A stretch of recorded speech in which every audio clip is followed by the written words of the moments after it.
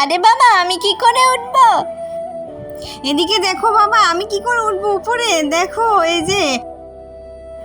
দাঁড়াও, আমি তোমার জন্য কিছু করছি। থামো বাবা, আমি তোমার জন্য কিছু করছি, তুমি চিন্তা করো না। এ নাও, টাকার বাক্স ফেলে দিয়েছি। দেখো আমার অনেক টাকা। এ দেখো, এই দেখো, তুমি চলে আসলে। বাবা, ওরা তো চলে গেল।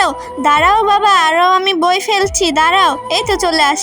বাবা দেখো, এখানে আর একটা গর্ত, আমরা কি করে যাব? থাম বাবা, আমি ডায়মন্ড ফেলছি। এই তোমরা পার।